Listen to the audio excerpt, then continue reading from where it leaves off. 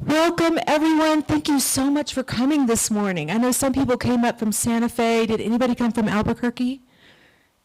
What? All right. You get the prize. Thank you for coming. We're so glad to talk to you about SALA as an immersive resource. I'm Mandy, and I'm the new Assistant General Manager here. And I'd like to introduce to you our owner, if you don't already know, Allan Saenz. Hi.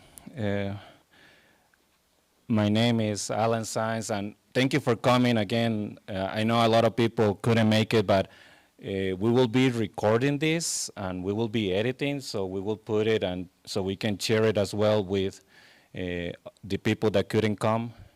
I want to talk about the phase 2. It's been almost a year that we've been open, and we have done so much. It is crazy kind of to start thinking all the things that we have done, being able to be in this space, and that we are moving forward with this phase 2 of creating an immersive 360 theater. I thought it was gonna take me years to get to this point, but thank you to Kevin Holsapo that he's been leading this effort into try to make things move a little bit faster. And that's why he was able to introduce me to all these wonderful people that they do so much cool stuff. And we're really excited to see all this happening in the other theater. So before, I want to just show you this video that explains a little bit about the history of SALA and also the plans of phase 2. So I'm gonna just play this video.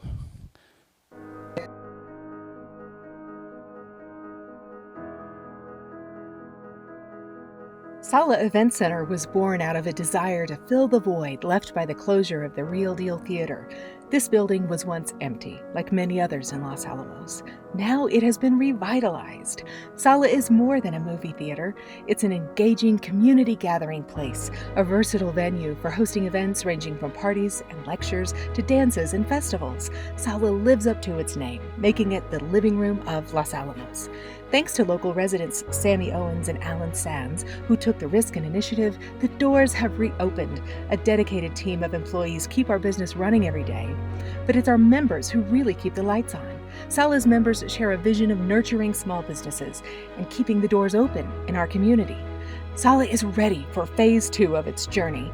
Phase 2 focuses on transforming the Hill Augmented Theater into a space for immersive experience, embracing cutting-edge technology. This edition will provide unique educational and entertainment experiences, not only for residents, but also for visitors. With the success of the movie Oppenheimer, more people are drawn to Los Alamos. Visitors are drawn to its history and its culture, from First Peoples to Project Y, exploring landmarks like Fuller Lodge, as well as events like rodeos, art fairs, and science festivals. In Santa Fe, Meow Wolf has proven that people are ready for immersive experiences where art, science, and entertainment come together. At SALA, we are ready to offer distinct immersive experiences in Los Alamos. Collaborating with artists, storytellers, videographers, and technologists in our community, SALA's Phase 2 will showcase the unique stories of New Mexico. Scientific visualizations will help demystify world-class scientific developments in Los Alamos.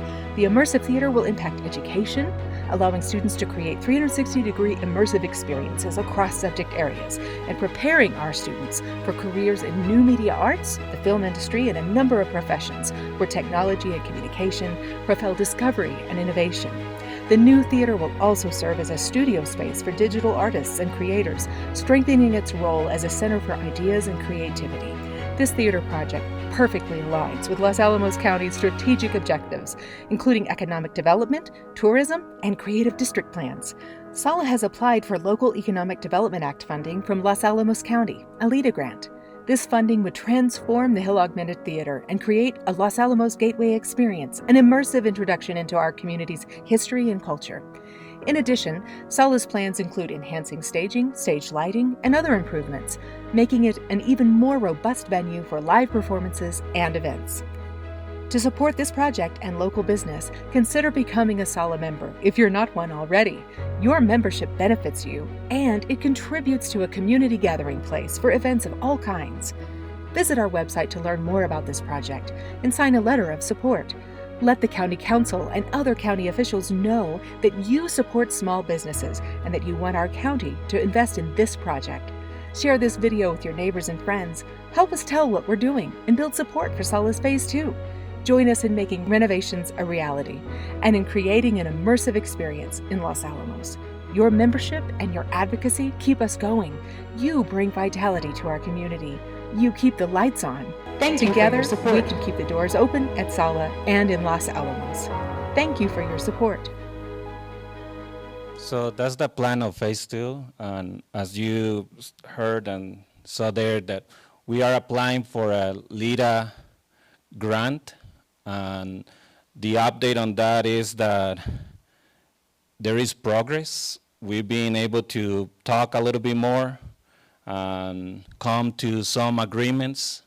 So I'm hopeful that we will continue moving forward and make it happen. And this is really important for us because we're bringing this theater to the community and seeing the participation of the county in helping us with this project and enabling so many options that we are connecting to many strategic goals of the county, but also thinking of the lab, right? It is something that when we saw this project, we thought about how the lab can use this facility. So we were able to partner with 4Pi. So I'm gonna have Mandy introduce a little bit about Matt and Dave, and they will explain the uses that we can do with this facility. Matt Wright is joining us today via Zoom from Cardiff, Wales. Matt is founder of 4Pi Technologies and Cult VR Labs, an immersive exhibition and design venue designed and developed by the company. Matt and his partner, Yanni Mahira, have worked previously in New Mexico, creating the first virtual tour of Los Alamos, an exhibition on the Old Spanish Trail, and a documentary and exhibit about the black hole. Hello there, everybody. Can you hear me okay? Hi, Matt, and welcome. Pleasure to be here. Sorry I can't be there in person. I would very much like to be sat in that theatre right now rather than back here in Cardiff. But hey, that's one of the great things about the world we live in. We can now connect virtually, and I think that's kind of the point of what we're trying to get off the ground here at SALA. So from my perspective, I'm just really excited about the creative potential of all things immersive, but of a lot of different 360 and immersive projects over the years that I've been involved in. I have to admit, SALA has a deep place in my heart because watching how the local team at SALA and also understanding the local community of the lab and the amazing brains that live in and around this particular neck of the woods, I just think it could be such a phenomenal community resource with so much potential to be a proper sort of acorn to help grow so many different sectors and creative possibilities. So from my perspective at 4Pi, me and my partner, our hearts reside in New Mexico. Some of our best friends, some of our family live out there. And as artists, we have basically fallen in love with a medium and that medium's potential to basically engage with audiences in a way that just hasn't been possible before. And I always find it funny sitting here talking to a room of people that so many of which come from a background of visualization, science visualization, research into cognitive visual fields and so on, that I'm here sat in Cardiff talking to you guys there when I feel like so much of what I've learned has come out of your community. But one of the things that hit me and my partner when we fell in love with the creative potential of shared immersive experiences sort of 10, 15 years ago was the lack of infrastructure that is in place that is accessible to the main swathes of society. And by that, I mean primary school groups, secondary school groups, higher education, scientists, researchers, technologists.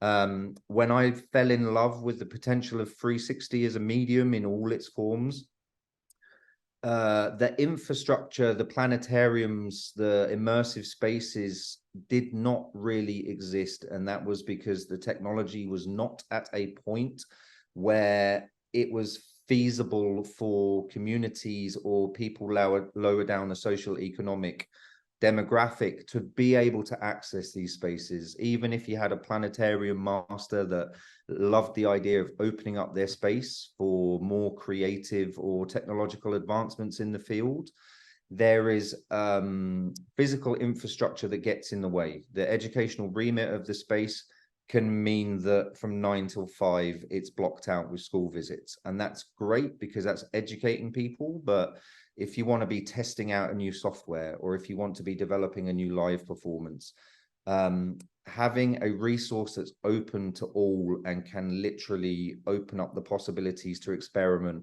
make mistakes, learn, is the main game changer to how we can push forward the evolution of so many different areas. And by that, I mean cinema, I mean live performance, I mean interconnectivity, I mean social empathy between countries and cultures. The difference between an immersive space and a more traditional theatrical or cinematic space is the power the medium has to affect the audience. It sites your audience in the middle of the narrative or the story or the science that you wish to convey and share.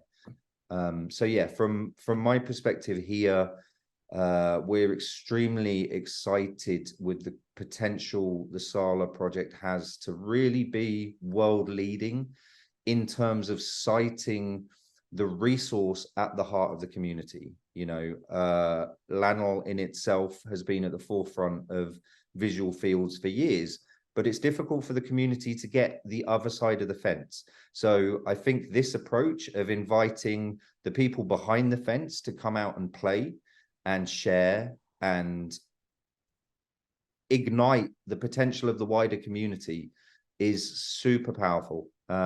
In terms of the technology, I know I need to keep this presentation short. In terms of the technology, we come from an artistic background as a company. We never have enough funds to do things where we would like. And with all technology, it's not what you've got, it's what you do with it, right? We will spec the highest system that's possible within the community's capabilities to basically give you a forward-thinking, highly connected run and gun you can play if you're new to the medium, right up to the high-end researchers being able to plug in on the back end and basically do high-end science visualizations. The idea is to spec you a media server solution that we know is tried and tested, and like us are kind of disruptors in that what we're trying to do is democratize access to immersive spaces, make it so that the widest possible number of people can get in and push their practices forward. That's kind of it from me. I don't know how I'm doing on my 10 minutes, if I've come in short, but maybe pass across to you, Dave. Doing great. I'd like to introduce Dave Modl. So Dave is with LANL's High Performance Computing Organization, and he's in charge of LANL's classified immersive visualization facilities. He's been advising and collaborating with SALA on the Phase 2 work under the New Mexico Small Business Assistance Agreement. Here's Dave. Hi, thank you. Yes, my name is Dave Modl. I work in high performance design at Los Alamos. We're the guys that put in the really big computers that we use some of the most advanced modeling simulation to solve some of the biggest problems in the world. And a lot of the stuff that we do we'll never see here. But there is a lot of open science at the lab that needs a venue like this that I've seen. And I've been doing visualization since the 80s when it was really, really, really hard. And nowadays, it's a lot easier and it's become a lot less expensive. Some of the stuff that we've employed there is very expensive and it's been kind of hard to maintain. And what I've seen with what 4Pi and with SALA is trying to do is create this space that will probably be, it'll come in and it'll be usable, and then the technology will change and they'll be able to swap it out quite easily because the prices have just come way down on how you do this stuff.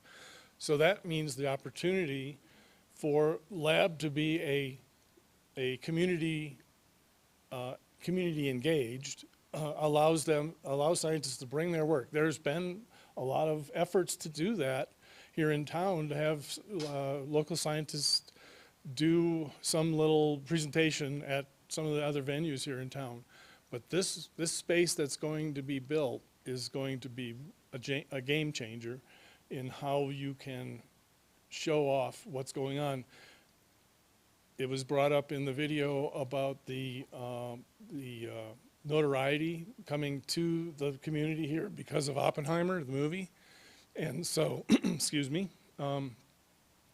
I think that we can leverage that to make this a real economic boom for the community. So I'm glad to see everybody here, and I'm going to be available to take questions afterwards. So thank you.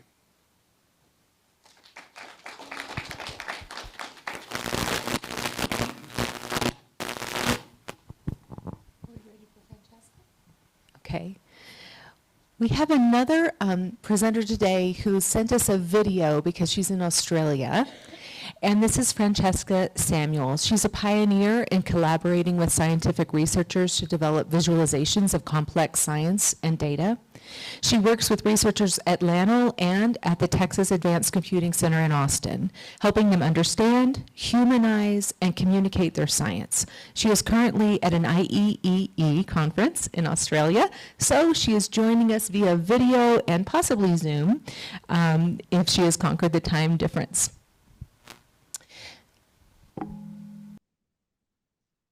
My name is Francesca Samuels. I am a research scientist at the Texas Advanced Computing Center, focusing on visualization and using my artistic background, where I spent 20 years teaching color theory and teaching the art department painting on the sides of buildings, to help scientists better explore their data.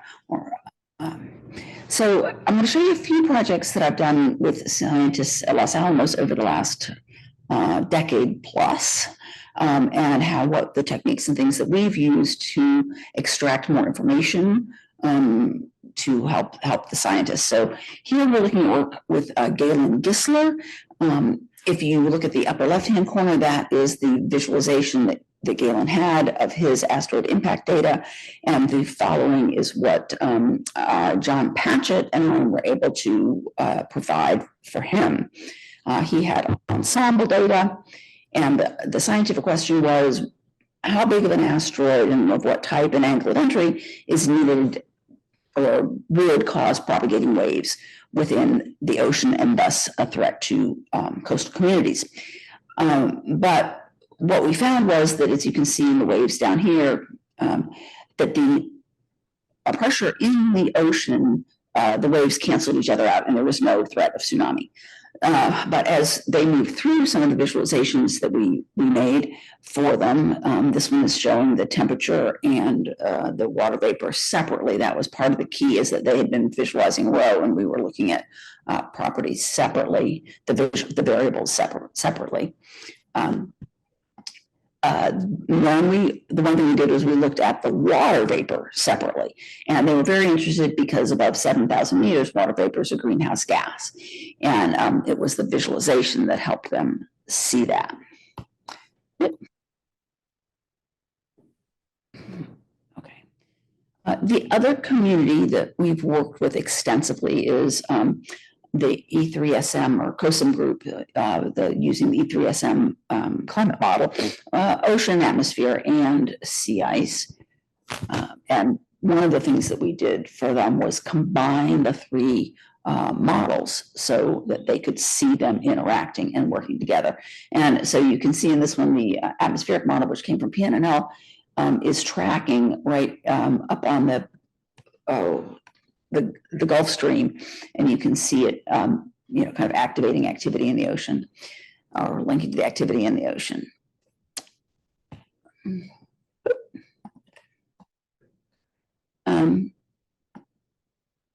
And this is more recent work with the highlight team. Again, it's sea ice, atmosphere, and ocean temperature, as well as atmospheric rivers. So you can see the atmospheric rivers coming in now. So what we were able to do was combine the models, and then where I step in is using my visual training to enable one to distinguish between the properties that are all moving about in this 4-variable simulation. So that just shows you a little more of later down the road when the atmospheric rivers are much stronger and when they've gone.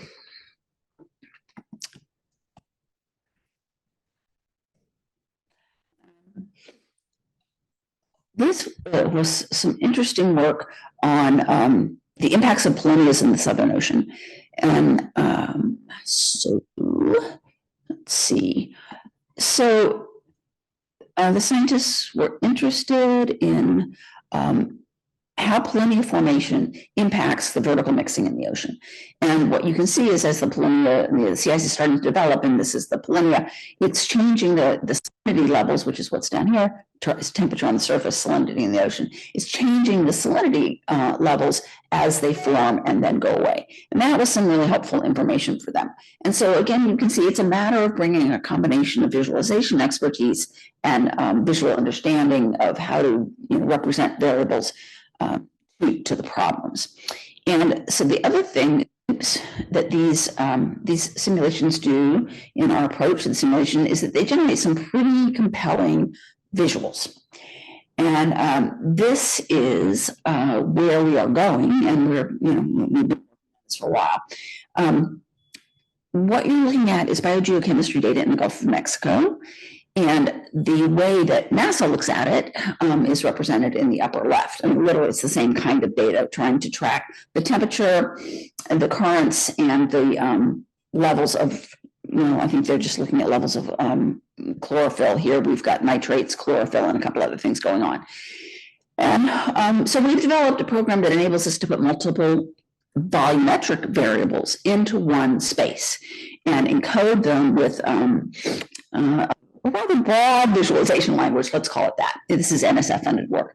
And then they move over time. So what it enables you to do is see multiple three-dimensional, multiple variables within three-dimensional volumetric data over time. And that's a difficult thing to visualize in most programs.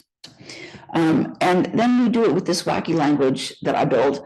And we have found that it's quite effective because as you're looking for encoding more variables within a single visualization, you need more visual differentiation between the encodings that you use for those variables and the things that you can get out of pair views are basically spheres, cubes, and whatnot. And they don't have any associative properties, nor do they give you the visual distinction that you need if you're going to add multiple types of streamlines, multiple sources, multiple variables, and that sort of thing. And so this work plays visual modified metropolis in the same three-dimensional space, and enable scientists to understand their distribution and location. The system we designed to create these visualizations is called artifact-based rendering. What's interesting about this is that this is a system that was designed so that artists without scientific visualization training can work with large multiple variable data sets and use their design expertise to encode and make more visualizations. And with some a little more hardening, this is actually something that could be located in SALA.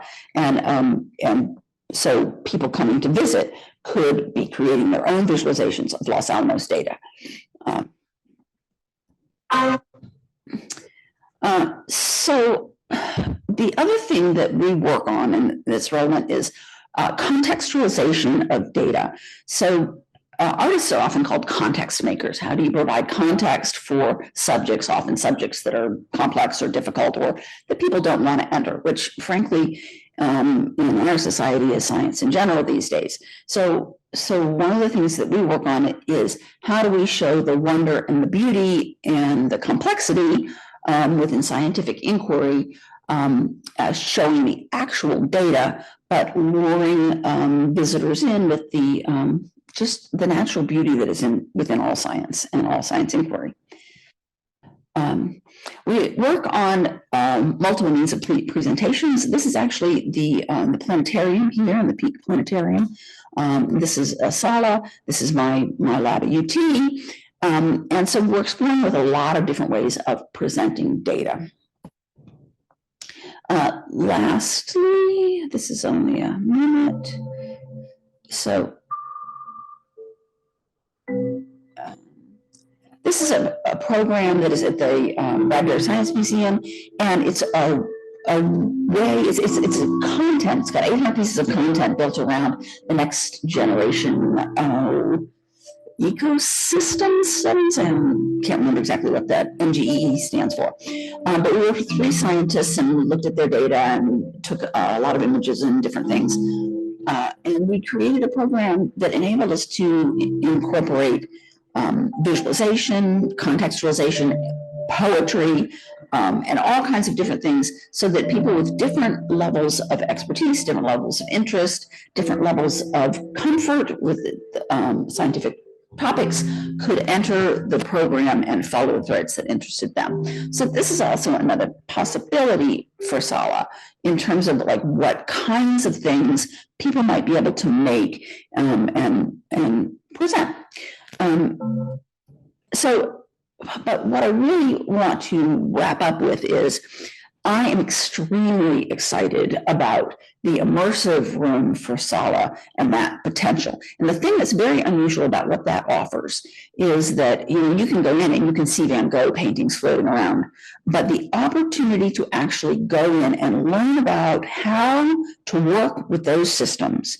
And then for someone like myself who has some experience with that kind of work, but to be able to have a space where I can go in and experiment with different means of representing data, contextualizing data, and representing the science is an opportunity I would have nowhere else.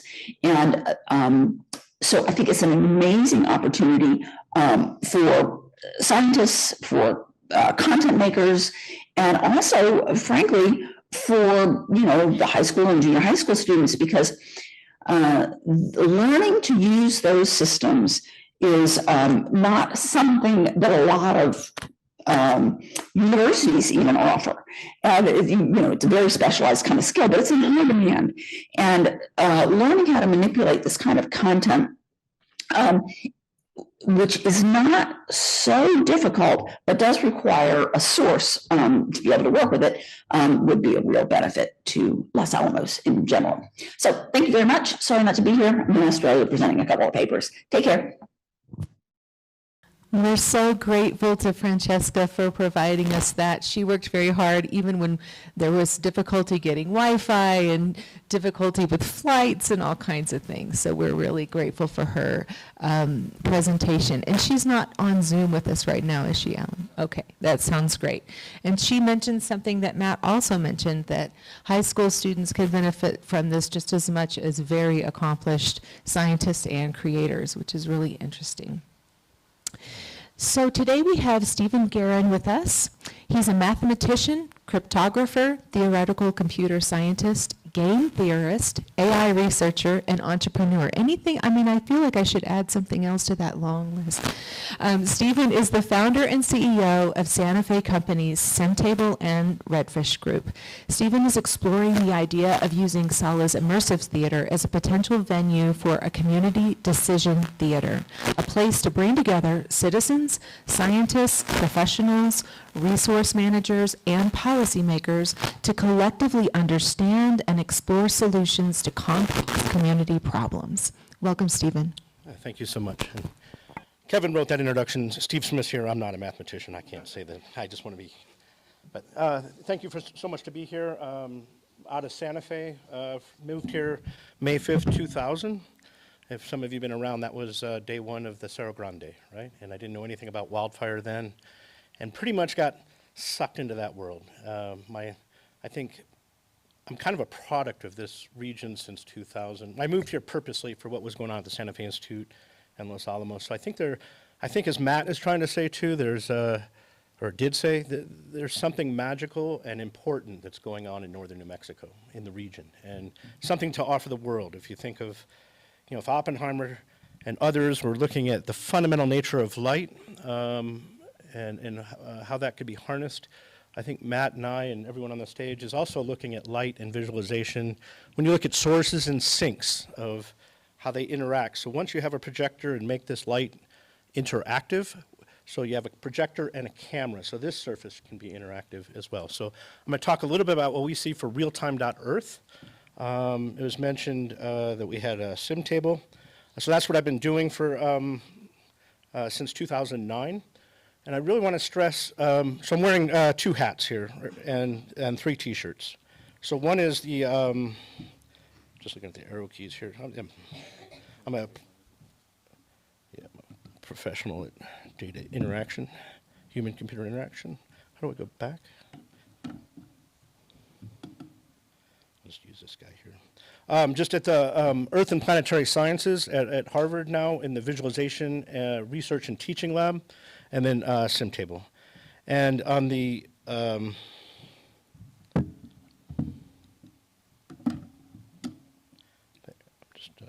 curious on the air. So 3 kind of education, now we have 3 T-shirts, primarily in the Supercomputing Challenge, teaching 6th grade through 12th grade kids to do pretty much what's going behind the fence.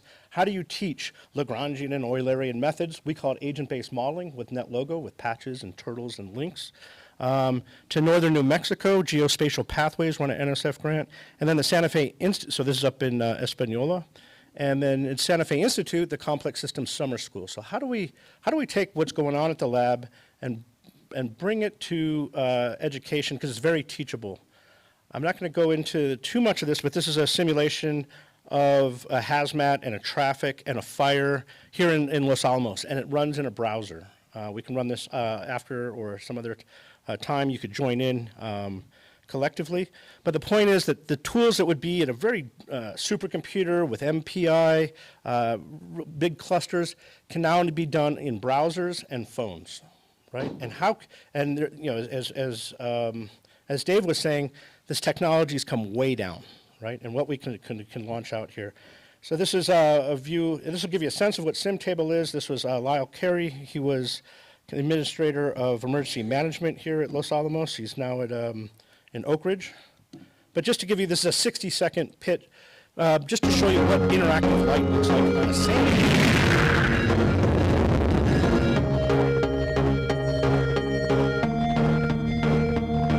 I'm Lyle Carey. I'm the division leader for security and emergency operations here at Los Alamos National Laboratory. One of the capabilities and pieces of technology that we use here at the laboratory is called the Simtable. The Simtable really balances science and art, and it helps us predict what fire behavior is going to be like. It enables us to plan, train, and execute an attack and containment plan. You can run multiple simulations and make real-time adjustments to adequately predict what that fire is going to do and what we need to do for plan and control measures. So we want to protect people, we want to protect the environment. And here at Los Alamos National Lab, we have some pretty unique assets that are absolutely vital to national security. So we need to protect that. And one of the greatest threats to those assets is a wildland fire. This really is a wildland firefighting team. It's not just Los Alamos National Lab. It takes a community to combat that kind of threat and that kind of risk.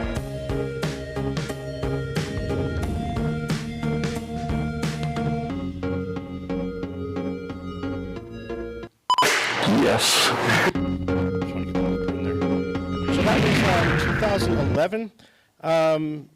Also with the NMSBA grant, we were and a venture acceleration fund, we were funded for $100K to test this out in 2009 and get it out into the world.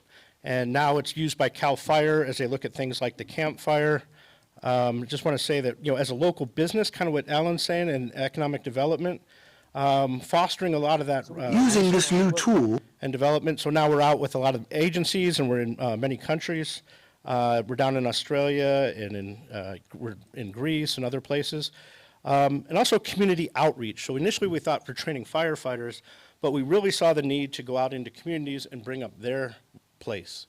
And, if we look at post-Calf Canyon, Education and engagement, which we are able to achieve with Simtable, is quite remarkable.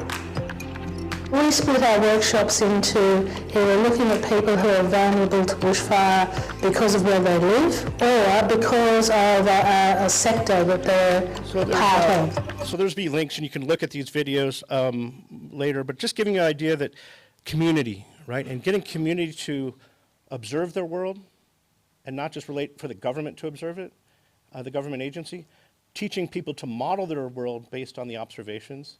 And then 3 is how do you make decisions together, collaboratively. And the SALA, I think, can play a big role in all 3 of those. It's, OODA loop in some ways. So if you think of what would real-time Earth look like at SALA. So if you think of Oppenheimer, the movie, coming into SALA, we think of realtime.earth as a production coming into SALA, and then spinning that up in the room. There's the rooms can be used for many things, but this would be like a production coming in there. So this is just some sketches from ChatGPT with DALL-E. So I just said, hey, give me a EOC, Emergency Operations Center, at Los Alamos if you had the Metropolis Center in a cave, and you had an interactive table. And it's amazing, though, that was like, as Steve and I are kind of messing around, this is 20 seconds of, I describe it and they render it. But then I just kind of said, okay, let's tone it down, make it more of a community hackerspace, right? Now the dimensions are different than what we're talking here, but this is just kind of what we did. And so this is kind of the undergrads that might come during the summer at Los Alamos. Hacking down here is, Matt would give certain tools, and you can see different kind of things here. And let's model all the ecology going on in the Rio Grande, right? Here's fire, here's birds, here's ecological succession, here's bark beetle, right? These are eminently teachable. And now coming down a level to the high school level, and then coming down further to the 8th graders, right? And this is very, very teachable at the 5th grade level, right? So different kind of classrooms and configurations and hacker spaces. And, writing a fire model, you could go into Navier-Stokes and computational fluid dynamics and smooth particle hydrodynamics, which we do, which also you can ask ChatGPT to write for you now, too, by the way. But this is just a quick Lagrangian smoke particle model with fire moving on some fuel, and that's the full code that we teach in 6th grade. Right, so this is eminently teachable, right? Going back to the teaching, and then and kids are also the elderly are kids still learning, and they have so much knowledge that they can bring in their knowledge and think of these intelligent dashboards up on the screen, and people sharing what they know and the observation. So the last bit I just want to show is how do you bring content to the room? We can be the visual artist and the scientist and push it out to the people, but how do we have a real-time observation of what's going on in the world, which we learn from wildfire, right? And so there's a cute term out of MIT called surveillance instead of surveillance. Su is from below, like a sous chef. Sur is from above, right? So how do we, right now we're outside the fence, how does everybody have their own fence and but then share outside the fence with each other? Not just the agencies or a centralized government that's monitoring, like during COVID, China did very well, but it was very centralized. How do we do a bottom-up surveillance system, which we call the Asaki instead of the cloud, right?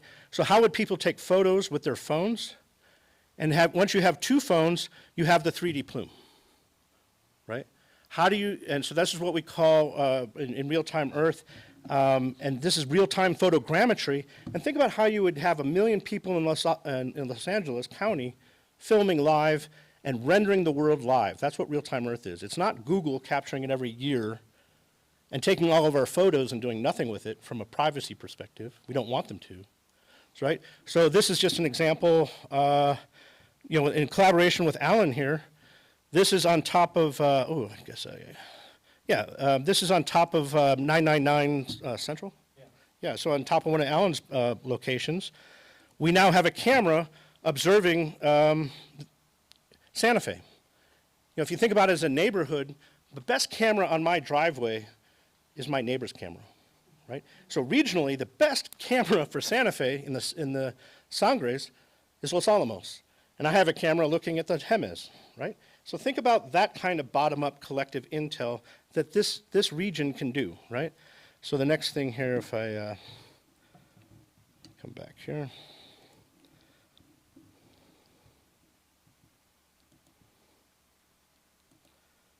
Oh, this was then during the El Valle fire. This was kind of cool. See if we have to log into Twitter. Not now. So from Allan's and our camera, this was the best view of the Valle Grande fire in the first 2 hours. And this was what was on the news. Forest Service isn't observing our forests. We had 3 frickin' escapes last year on the Hermit's Peak, Calf Canyon, and the Cerro Pelado fire. That was an escape too. They weren't observing. They started campfires and didn't observe their own campfires, right? They're my friends and my customers, and I work in the fire world.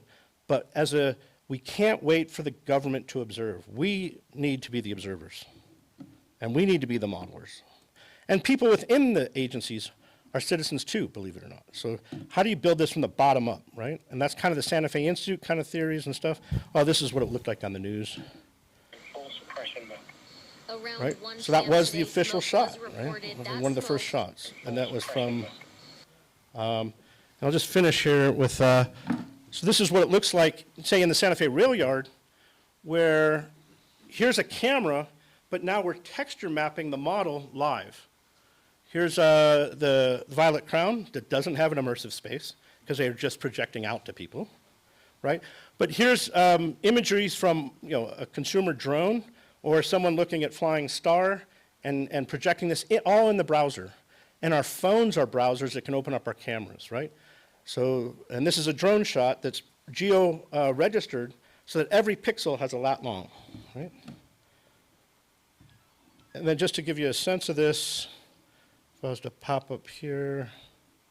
So now in just this last summer at SIGGRAPH, this is, I haven't been to Allan's computer until this morning, and I'm just running in the browser. This is a real-time scene rendered with what's called Gaussian splatting, right? This is not a mesh, and a lot of the Viz people kind of have been tracking this as well. 2 years ago it was NERFs. The point is, this is a real-time rendered scene running on a laptop or your phone. And if you wanted to go here, you could. And I'll just kind of give you, I think that's it. Or do I have a minute? Let's just do a quick experiment here. Go to realtime.earth. Do I have a minute? Sure. Yeah. I started my timer late. Go on your phones to realtime.earth. And Matt, I don't know if you're still online here, but you can do that as well. Yeah, it looks like they're doing it. I'm still here. So Matt, just from Matt, back in the complex days, was making these photo panospheres.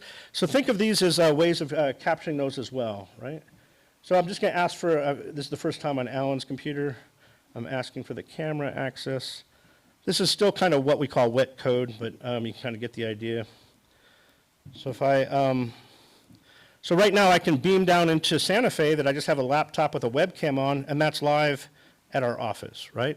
Peer-to-peer between browsers. There's no central server, so that means you can have privacy.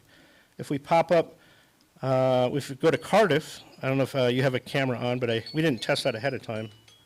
There's my timer. So let's just go to Los Alamos. I'll just do one last one quick. So we've got a couple people in the room here, right? And that's live, right? And that's peer-to-peer, not going up to Facebook, not going to Google. And here's a live peer-to-peer that can be real-time photogrammetry. And then once the photogrammetry is there, you have all this talent here that's doing the modeling as well. And then how do we make decisions together of what's really happening? Okay, that's. And then imagine this room is then interactive with that dome of all that information. How would we could capture this scene in 3D right now, right? And then project all of my papers and slides and projecting your papers and slides. And how does this become a collaborative idea space with models, imagery, and yeah, you get it. And I'll just close this whole thing. Great.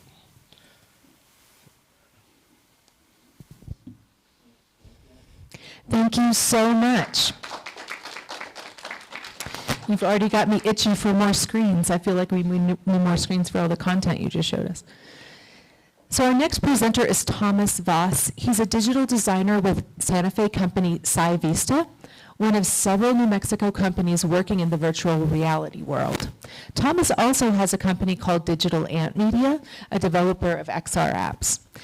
Thomas works actively on his belief that VR will become the new way to present interactive media and communicate with others. Thomas is joined by his associate, Allison Johnson of Digital Ant. Welcome. Welcome. And it's great to see a few familiar faces in the audience. Hello. And Can I bring this up? Yeah, I think you can hold it. Can we hold it? Yeah. We can. So, I'm wearing two hats. I'm SciVista and Digital Ant. This is my partner, Allison Johnson, who's also Digital Ant. And we're going to talk about a few of the things that we both collaborate on and what SciVista does for LANL already. And as mentioned, this is Allison. She's a media artist and filmmaker. And my background is in digital design and software development. We're both co-owners, and I do a lot of the visualization portion at SciVista, creating immersive spaces there, and I do a lot of the development work, and Allison does a lot of the design work for our XR mobile apps that we create.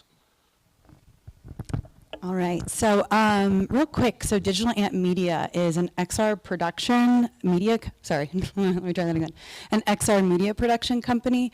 So a lot about what Matt was talking about earlier, infrastructure. We think about technology and how to make the space do what we want it to do, but we're the people that help bring the people. That help bring the content creators and help bring the content and that part of the infrastructure. So we work in XR, so I have a cheat sheet up here if you don't know what XR is, but XR encompasses all of these things: augmented reality, virtual reality, and mixed reality. And as Digital Ant, we've worked with all of these mediums. And so, yeah, some examples where we first got our start was in interactive art shows. We were at Currents New Media and the Paseo Project, which some of you might have heard of. And those are local festivals that show a plethora of XR content. In addition to that, we did a No Signal show, which was a bunch of local artists in Santa Fe who we love interactive tech, we love experimenting with that, and we came together to create our own show. So a very grassroots, DIY type place, which would be perfect for a place like SALA to be able to show some of our work and creations.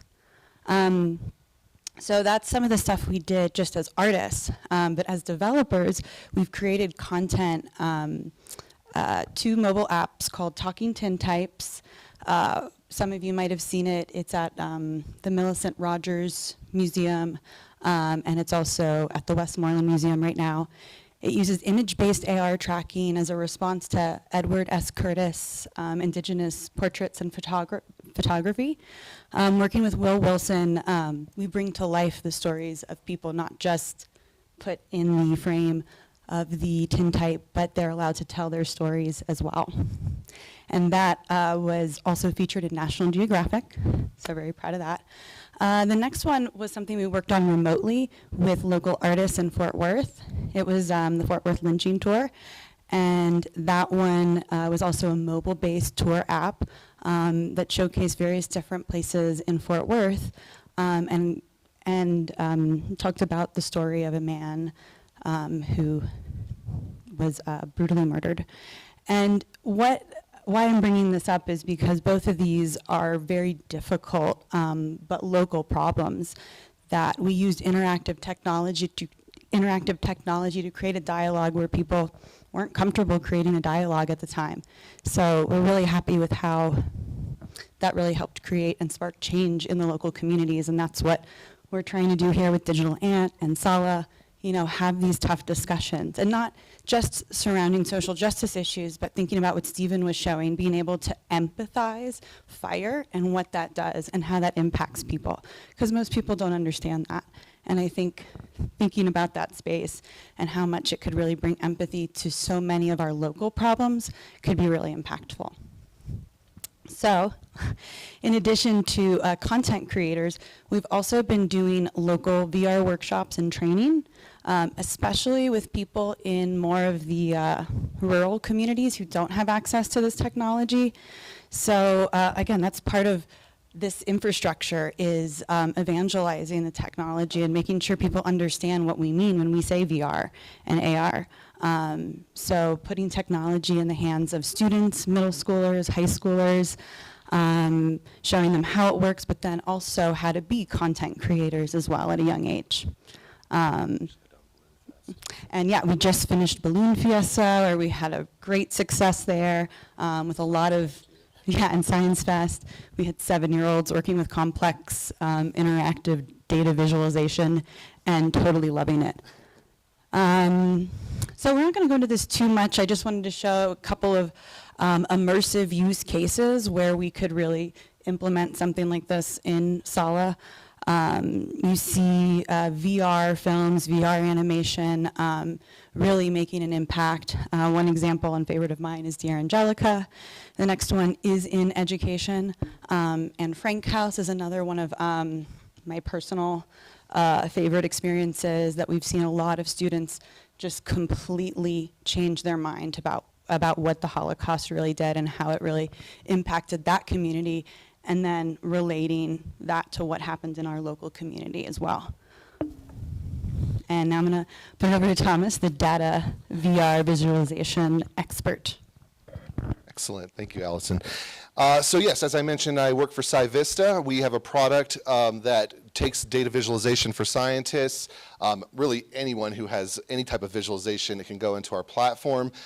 It is primarily a VR-based immersive experience, but it is fully collaborative, so individuals can connect from around the world. We also make it as a presentation tool itself, so we're interested in exploring some of the possibilities with Allan, how VR could be integrated into the immersive space being built here as a presentation tool with our platform. But we look at things like fusion, space, education, and we're even getting into some training aspects of things. I'm going to show a quick video here. I'm actually start with this. We're working with a LANL group ES16, the Firewatch group, and this is actually a quick video I have here. I'll make sure there we go. There's no audio here, but it's basically me walking through. This is a controlled fire burn simulation that they developed in ParaView. We abstracted it from ParaView to bring it into our development platform Unity, where we sort of spruced it up, polished it up, added some nice visual effects. It's a lot of what Francesca talks about, where ParaView gets you very far with the data, but at some points it may not be the full visualization tool or way to express your visualization the way you want. And so what we really have here, and this is sort of a video recording, you can see we do something called a smooth camera for the presentation of it, so it doesn't look like a one-to-one headset view of a VR operator, but this is me able to move in and out of the data set as I wish. I'm climbing around in it. I'm just able to pull myself anywhere I want, scale myself up in the environment, and then I have this dashboard controller that lets me operate and turn on and off different layers of the data, speed up the data.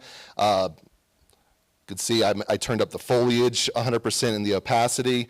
or we can turn it back down so then you don't have parts of it occluded. Another point Francesca made where data visualization is great, but there's a point at which sometimes the data is so much in one view. How do you separate those things out? And that's what a lot of what we do with SciVista is, how do we make your data meaningful? How do you tell a story with it? And a lot of it is you need this real-time interaction to be able to manipulate the scene and really get down into it and understand it. And then I will show this other video real quick. I know we're running low on time here. But these are just a few of the use cases that we've created with our platform. So this is just bringing in a 3D model with multiple parts. We're able to do grouped explosions. That is peer review running live in our platform. That is us manipulating it in real time within our platform. We can also ingest data step or time steps so that we can animate this data. That was actually, this is simulated plasma from the ITER fusion reactor that they're building in France. That is the first wall of the ITER fusion reactor. You can see we have multiple filters that we're able to bring in, so you can get wireframe filters, different aspects of like that, things like that. Just, again, so that you can tell a story the way that you want to tell that story. This is actually video that we used and created using our movement system to create some of these effects and some of these visualizations inside of our VR platform. So this is really just a direct video out screen capture. We have ways of annotating data. This is me. I actually designed this full, that was a fusion power plant concept.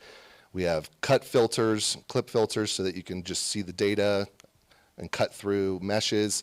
There's a Mars rover, so we can grab, manipulate our data in real time.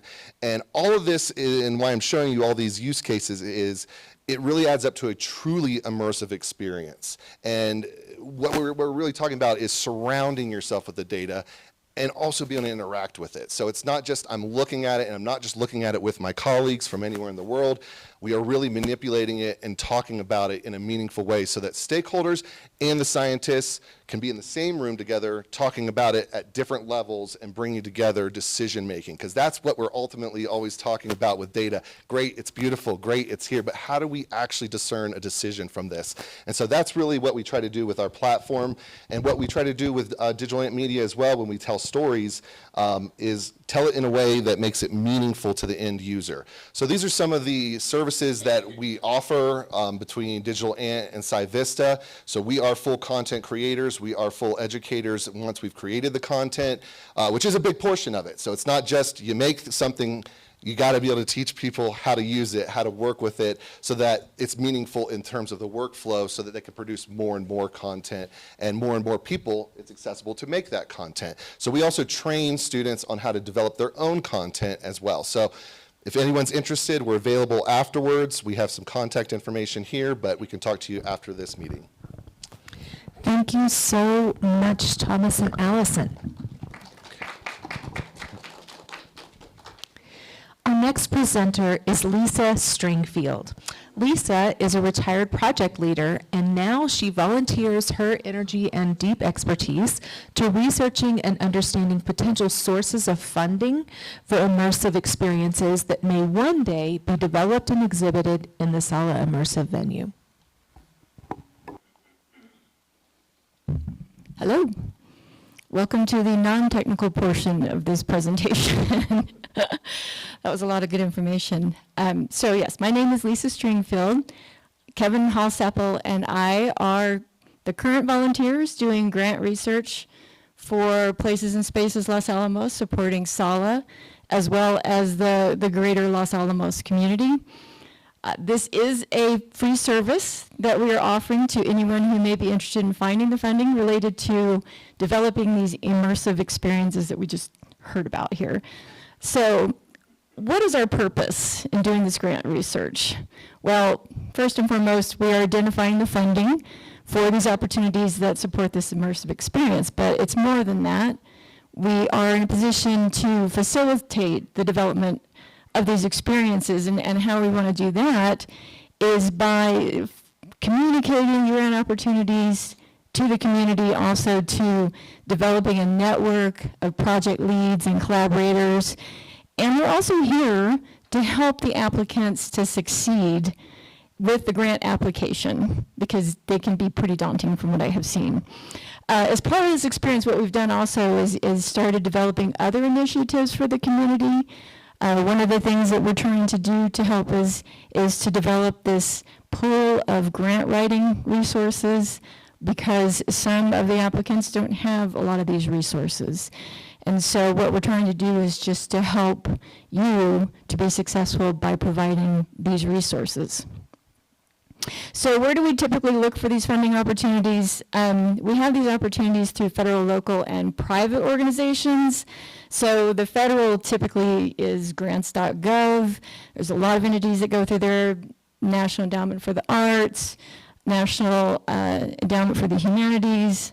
Local, as Allan had mentioned, is like the LOLITA application from the Local Economic Development Act. We've got New Mexico Department of Tourism, New Mexico Arts, and private is all over the place. It could be Walmart, Bank of America, entities like that.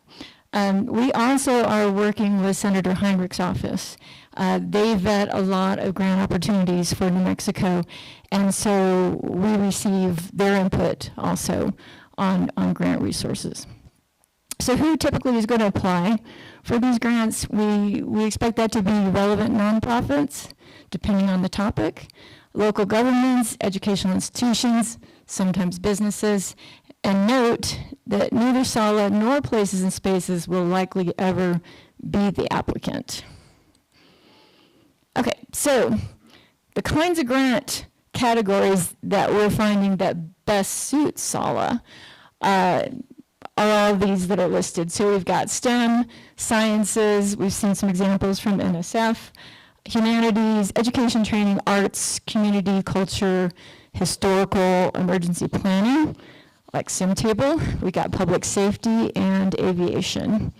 So most of these actually are, we expect the collaborators are going to be LANL, institutes of higher education, the local governments, tribal organizations, even private industry, including Simtable, the Peak, Arts Council, things like that.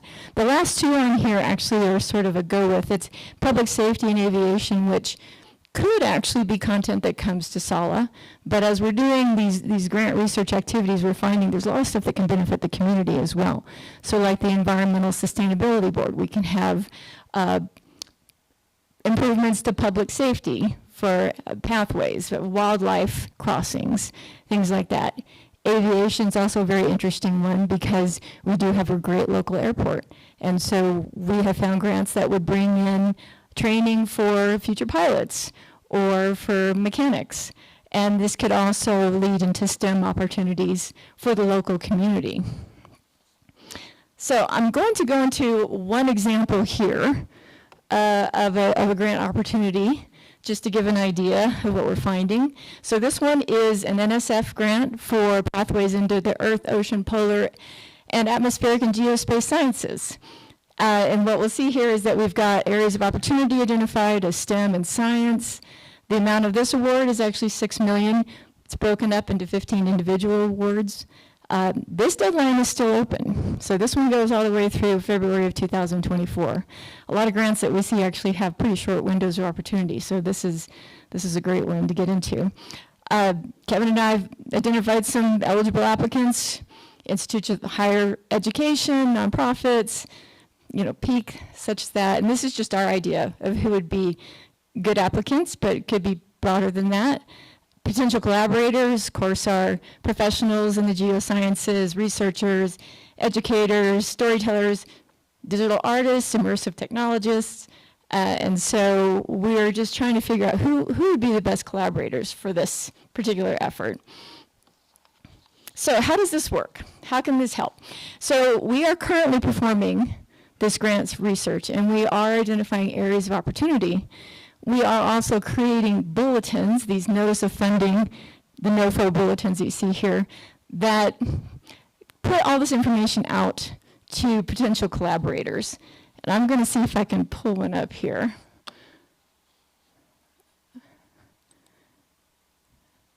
So if you click on this hyperlink, and we didn't have this expanded earlier, so I apologize for this being too small.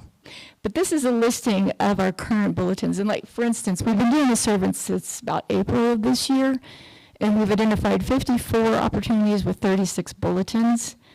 And so if you access that link, you will get this listing. The ones that are actually in magenta are the ones that the opportunity has already expired. But I'm going to pull up this one that I just brought up for the geosciences.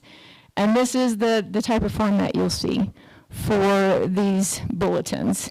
And this number 3, this is the third one that we identified. This is just our internal numbering system.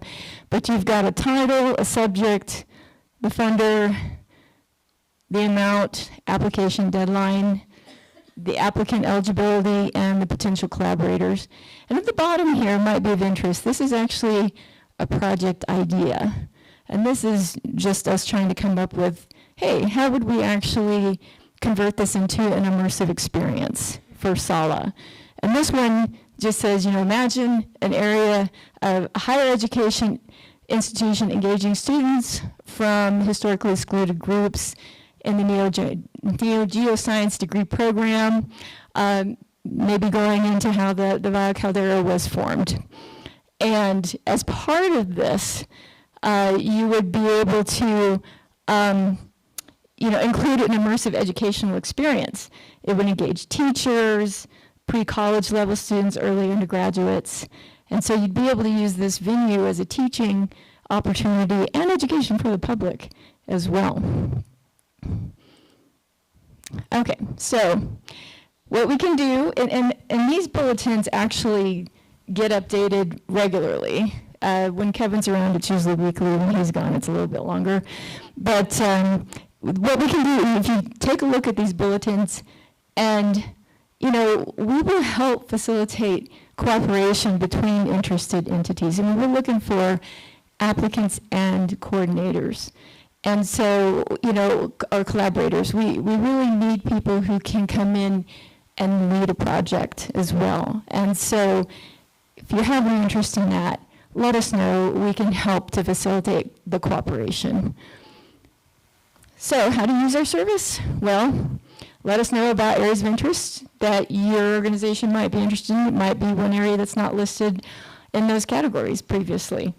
Check out our bulletins. You can go to that website link. You can go in there. You can get, just like we were saying, you can see all of the bulletins that have been generated to date, including the active ones.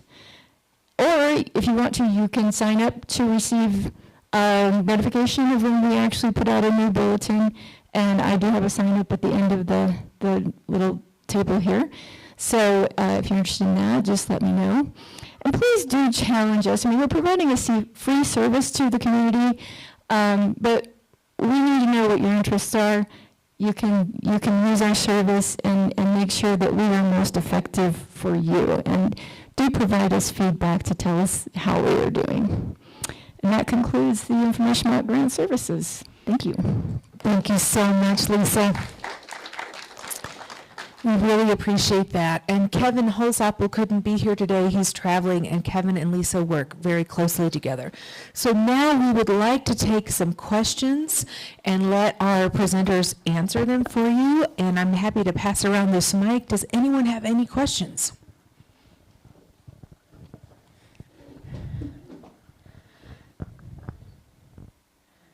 All right.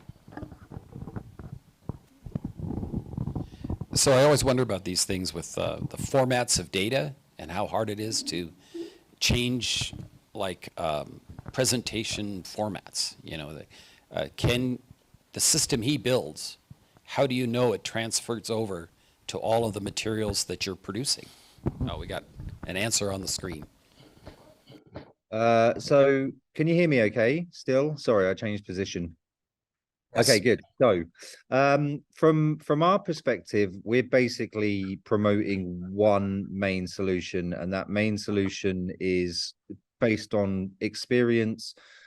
When we were trying to find a media server to power our immersive domes and our immersive spaces here, we hunted around the world for various different technologies. And we were fortunate enough when attending, ironically, Russia's first ever Full Dome conference to meet an amazing team out of the Ukraine called Front Pictures, who make this phenomenal piece of software that they developed in-house for their own show creation. And they decided to roll that out. It basically underpinned the Full Dome software that we utilized. But the Full Dome element of it was just a very small section of what the software is capable of doing. Basically, it's a show control media server solution that is it's very fast becoming the go-to solution for incredibly scalable, adaptable inputs and outputs. So in the immersive space, so often it's about multiple projectors and interactivity. So it's a software solution that is capable of powering up to, I believe, 256 individual projectors if needed. It can support multiple capture cards. So depending on the resolution of the visualizations that need to be piped into it, it can do that over NDI. It can do that through direct capture card technology. It can do it through Spout. In terms of the devices that can connect to it, every crazy art project or scientific project or research project we've done here at the lab, we haven't seemed to have hit a wall yet in terms of what is possible. As I said in the presentation, it's not so much the technology, it's what you do with it. And the reason we are suggesting as a provider that Screenberry is the most sensible hardware to underpin it is just the speed and breadth that it's been adopted by so many different sectors. And by that, I mean, it's running large immersive pavilions, it's running large spaces like Frameless in London. It underpins both of the two art-focused cultural dome spaces in the UK. It's been used on America's Got Talent. It's been used to win the Eurovision Song Contest. It's been used for high-end research applications behind closed walls. So it's basically about providing a solution that, because of its structure, has scalability built into its very core. Yeah, how many pixels it can throw out, how many different inputs it can support at any one time, fundamentally comes down to the hardware, but I think in the original specs that we provided, and obviously technology advances, I think it's gone through 4 iterations since we put the proposal together in the feasibility study. We're vouching that as being the route, because once you're able to pull in so many other sources, it just breeds flexibility down the line. Thanks, Matt. And if I could just address the data as well. Getting stuff up into the projection, that's an exciting place to think about the formats as well. Is it going to be equirectangular? Is it going to be some kind of polar coordinate system that gets mapped?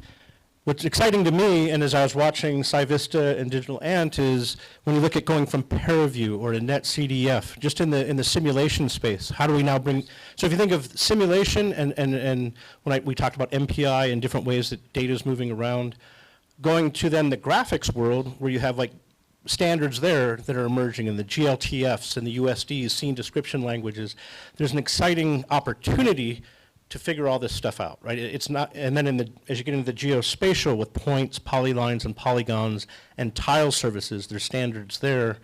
And so how do we get, and then interaction of how, if I'm triggering something in the room, how is that standard going between our different devices, right? So if you think of model views and controllers, like here's different view standards, here's model standards, and here's controller standards. And a lot of our community has lived this, and Dave in the cave days, and Steve, and then now when you bring it out to the web and all the web technologies, I think it's the most exciting thing to figure out as a community, and offer that up to the world.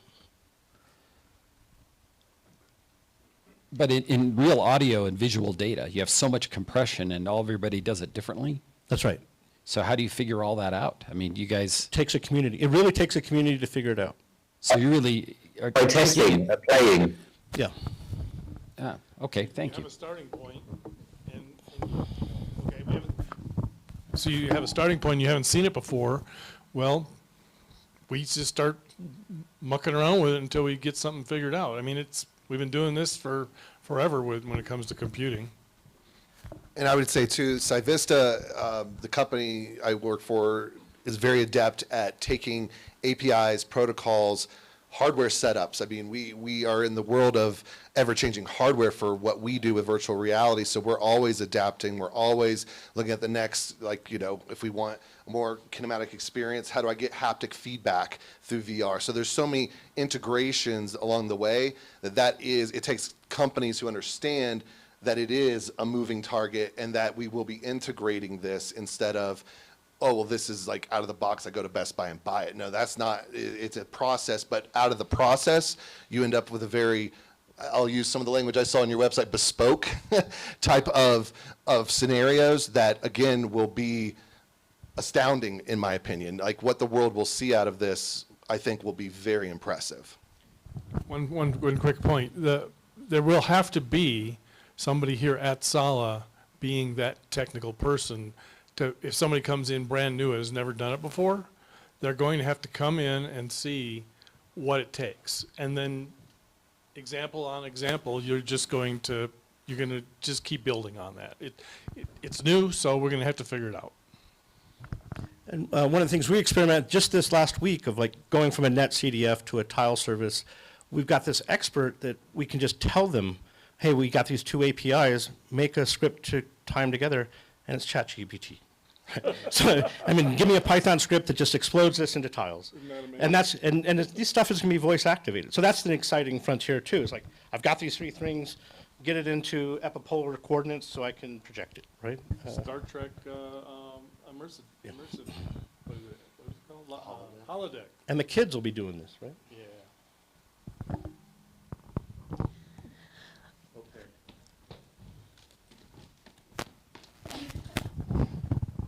Hi, my name's James. I'm a community member.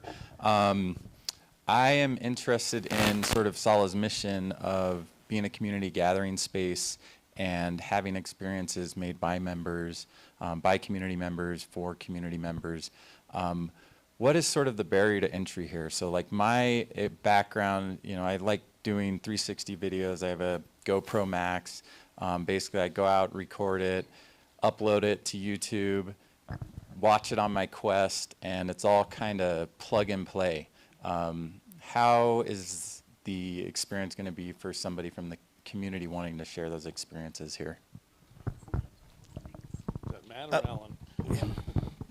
Okay, I can go on this again. So from a software standpoint, basically, if it's equirectangular source, which is kind of the predominant format for any full spherical capture, that's plug and play. Plug your laptop in, and if you can output the 2:1 aspect ratio equirectangular, that will get zapped in through the capture cards in real time and distorted correctly to the space. One of the things we hope to explore is adding in certain elements to the space that are adaptable so that it's reconfigurable, because one of the things we've discovered here at Culture Lab is building in flexibility to the infrastructure is just as critical as to lowering the complications of understanding it. And I'm truthfully probably half as intelligent in terms of a lot of the technological elements on discussion here as half the people sat beneath my crazy large avatar on this screen right now, in terms of how to leverage the actual technology. But what's so nice about Screenbree is it's a node-based software that you can basically build various different scenes with different capabilities that are aimed and earmarked at different groups' engagement. So people that have undergone some very sort of basic training, whether in-house at SALA or outside through the amazing growing resources that are available on the software online through its own wiki, would be able to plug and play very simply. We've had artists come into our space with zero experience of capturing or shooting, given them a 2-hour 360 filmmaking workshop in-house, sent them out with a consumer camera like the GoPro Fusion you're using, and then they're able to come back in the afternoon, plug the card straight into a laptop, download it, hit the space bar, import VLC onto the screen, and Screenbury takes care of the rest. So the intention is to basically, once the funding's in place and we're able to kind of kit out the space to the best spec that's possible, we'll set up 2 or 3 kind of levels of complexity in terms of the user interface, and then it will really be down to the community to decide, yes, okay, the master technician is the guy that understands all of the complexity of the software, and can train visiting scientists or school groups, but on a day-to-day basis for playback of 360 showcase experiences, or the Welcome to Los Alamos tour, or the check out our new businesses, or an interactive virtual experience, those will be a very simple kind of iPad-based interface that's very, very user-friendly. So what Matt was trying to say is that, yes, we can play YouTube and it will play on the screen really easy, right? Yes. And with that, we had a grant actually from RDC for these 360 cameras. So we gave actually some to Pack 8 so they can start creating content and creating not only content of Los Alamos, but that they can start teaching kids on how to create this content that then they can use in the VR headset, but later just click play and play it on the immersive space. And with that, there is thousands of 360 videos on YouTube of everything that, again, with this system, we just click play and it's gonna display in the theater. Any more questions? I just wanted to add, I think that's something that I'm really excited about with SALA, as well as the community space and being able to empower the local community, artists, filmmakers, experimentalists, to come here and share their content. And I think that's where, at least as Digital Ant, we'd love to be a part of that, help with workshops. A lot of times, this technology is plug and play, but where we can kind of help is, smoothing the camera, really making it look, take that raw footage and elevate it to that professional capability so that we can really share these experiences with everybody, creating showcases, and really, brainstorming ideas and how to create a space like that that's local, handmade. So, yeah, I'm excited. And I mentioned the ChatGPT. That's kind of a little bit. The other side of it is really human and a lot of programs. So if you think of the NSF grant I mentioned at Northern, workshops and really investing in the programs and the people, infrastructure, hardware, software, very important, but fund the programs of the workshops, right? And get those grants, right? To, that was a 4-week geospatial. How do you fly a drone and get the data? How do you film with your phones? How do you model? And then how do you present, right? But these kinds of, that's the key to make a place alive, is the funding of the programs and the workshops. Yeah, and what I see in here is that, what we have to do is to have the facility, right? And we have the facility, and then allow all these great people and other artists and creative and schools to start using the facility.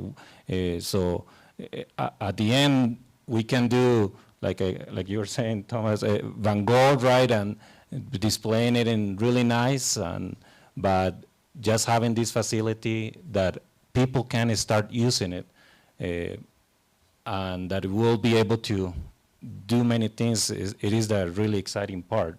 But also, I know that you guys been emphasizing is that people will be able to do interactive stuff, right? And start creating that content as well. And it is not that hard. Like you were saying, now you can do it in your browser. Technology has improved so much. And I know you joke about ChatGPT, but that is the direction that is taking. That is making it easier. There is many tools that are available, and hearing what Lisa has been able to find about these grants, and that they are willing to try to get these funds, that it is a lot of money that the community can start using. I think it is an opportunity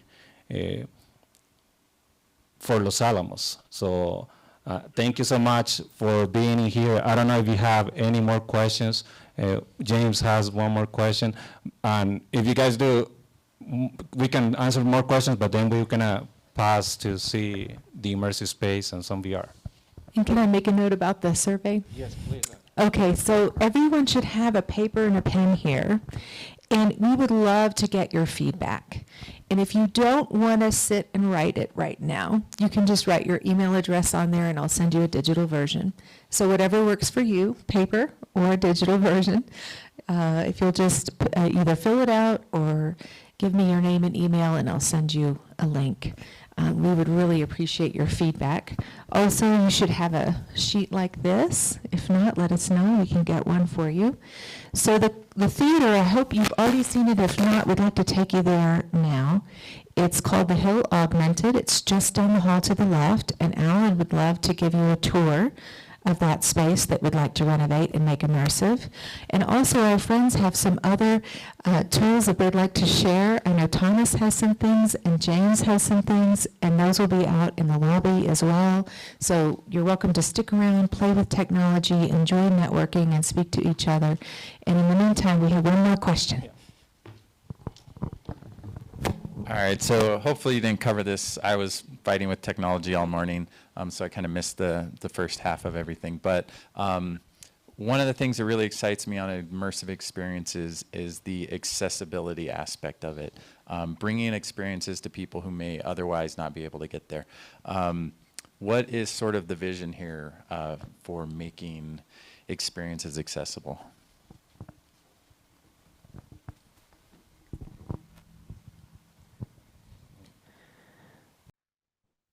Build it and they will come. Basically, from my perspective here, to learn what does and doesn't work in any shared space, community resource, in terms of any kind of space for growth, education, research, you need a starting point. The starting point is the physical space, the living room. It's where the minds can come together, make mistakes and learn. Certainly with Culture Lab here in Cardiff, we've made accessibility one of our core focuses. So things like our control desk are fully automatic, so that if someone's in a wheelchair, they can work comfortably. And likewise, if we try to keep all of our floor and accessibility as level as is possible to help with wheelchair accessibility. And there's huge amounts of research going on around the world at the moment in terms of how shared immersive experiences, because of the very nature of the kind of the empathy and the engagement that they can build, because you've got that three-dimensionality and you've got that interactivity, but in a way that isn't singular like you would experience through a headset. And that really opens up the chance for physical and emotional and learning chances between people within the space to react and be inspired and challenge each other. So we've had some amazing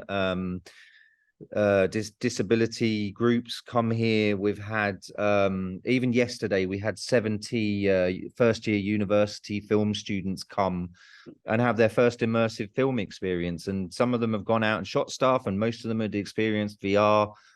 But just being able to get them together in a shared space, witness something, talk to the artists, understand some of the processes, I'm sure it inspired future creators to go away. So I've got no doubt from my mind, from the other side of the pond, that Allan and the team at SALA are going to do everything they possibly can to make the space as accessible to the community. And as I said at the very beginning of my talk, which I'm sorry if you missed, but I think that's really what excites me as someone that's really not in the immersive game to make money. I'm in it because I see the potential for how it can kind of really connect many disparate elements of society together more than ever with the way the world is going right now, the geopolitical dramas, climate issues. We need ways to connect on deeper levels with fellow humans and to learn and share experience together. Because if we can't build bridges leveraging these amazing technologies that are becoming more and more accessible, then we're just throwing every part of human existence to this point down the drain.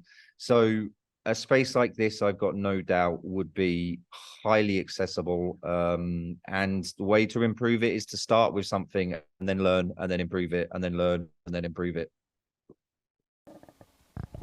Fantastic.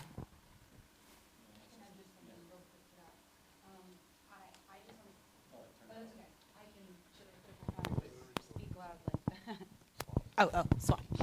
Thank you. I think this was what Matt was getting at too, is that the nature of shared immersive experiences is accessibility. Like it, in its nature, even headsets have issues with people who, can't see, or just have, like I wear glasses, and sometimes that can be just simply problematic.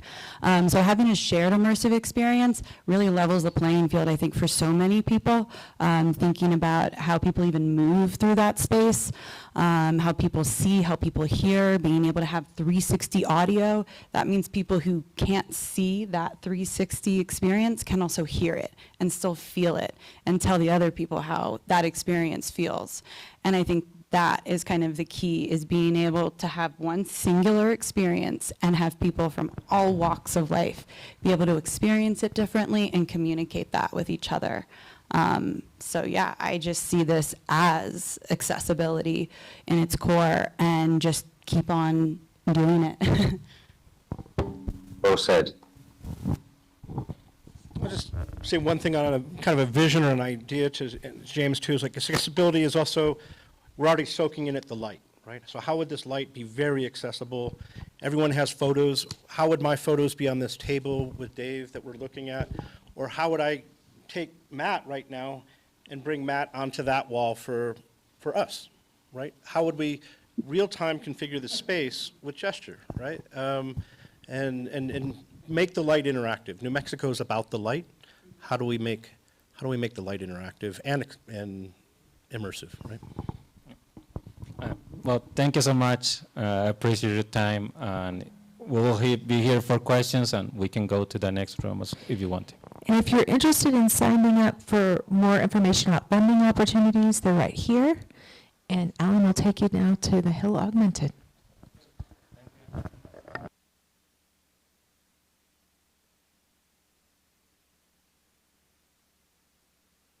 And I'll take your survey if you've got it.